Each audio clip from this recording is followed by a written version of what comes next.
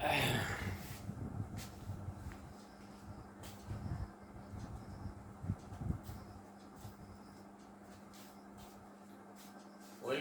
to every viewers from PCR Education. আজকের topic fluent spoken English বলতে advance বাক্যের ব্যবহার। ফ্লুয়েন্ট স্পোকেন ইংলিশ বলতে অ্যাডভান্স বাক্যের ব্যবহার। লেটস স্টার্ট দি ভিডিওটা শুরু করছি। সবাই ভিডিওটা দেখে সেটাকে খাতায় নোট করবে, তারপর সেটাকে বারবার প্র্যাকটিস করবে। প্র্যাকটিস করলে তোমরাও স্পোকেন ইংলিশ বলতে পারবে। সবাই ব্ল্যাকবোর্ডে তাকাও। দেখো প্রথম বাক্যটা, তিনি সরকারি নিয়ম না মেনে ভুল করেছিলেন। এই ভুল করেছিলেনের জন্য আমরা যে ব্যবহার করব ফ্রেজটা, সেটা হচ্ছে স্ক্রিউড আপ। হ্যাঁ, আর দেখো হি স্ক্রিউড আপ, তিনি ভুল করেছিলেন। হি স্ক্রিউড আপ, ভুল করেছিলেন ভায়োলেটিং দ্য গভর্নমেন্ট রুলস। হ্যাঁ, সরকারি নিয়ম না মেনে, তিনি সরকারি নিয়ম না মেনে ভুল করেছিলেন। He screwed up violating the government rules. Next বাক্য দেখো, সে ভুল করেছিল সুযোগটা নষ্ট করে। সে ভুল করেছিল, হি স্ক্রিউড আপ লস্টিং দি চান্স। এই সুযোগটা, সে ভুল করেছিল লস্টিং দ্য চান্স, সুযোগটা নষ্ট করে। কি তার দূরদৃষ্টির অভাবে, ল্যাক অফ হিজ ফোরসাইট। দূরদৃষ্টি ইংরেজিটা হচ্ছে ফোরসাইট। হ্যাঁ, তাহলে পুরোটা দেখো, he screwed up the losing his chance, lack of his foresight.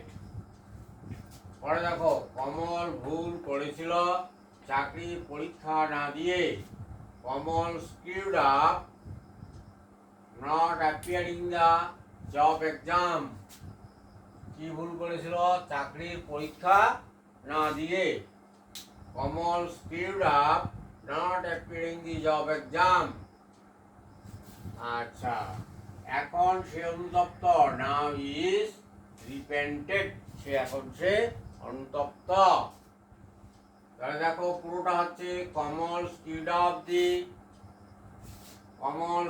Up not appearing the job, now he repented. Kamal screwed up not appearing the job exam, now he is repented.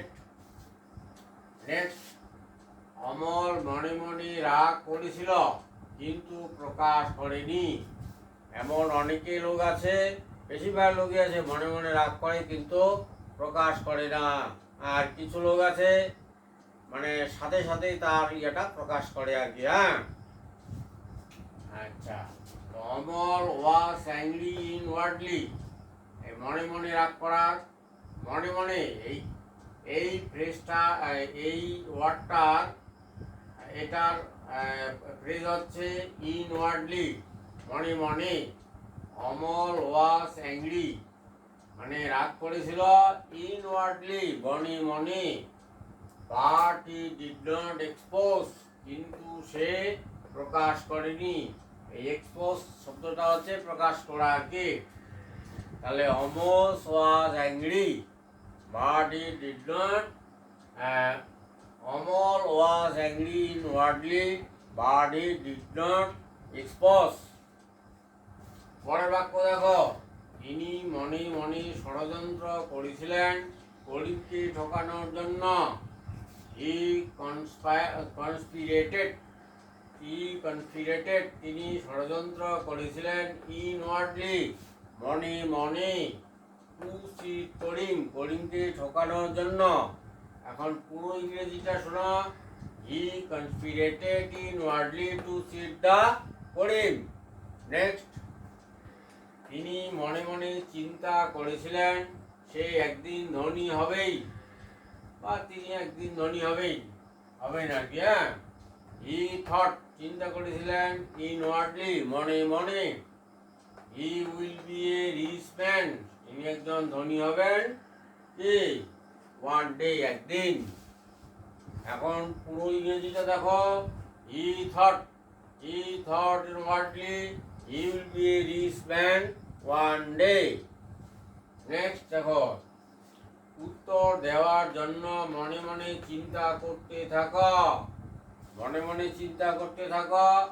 Keep, এই যে keep thinking, এটা চিন্তা করতে থাকো। Keep thinking ইনওয়ার্ডলি, এই ইনওয়ার্ডলি মানে মনে মনে চিন্তা করতে থাকো মনে মনে, ফর রিপ্লাই জবাবের জন্য বা উত্তর দেওয়ার জন্য। পুরো ইংরেজি হচ্ছে keep thinking inwardly for reply. Dear viewers, if you like the video, like, comment, share and subscribe the channel, touch the bell icon and all option to get the next video. All be happy and healthy. Thanks a lot for watching the video.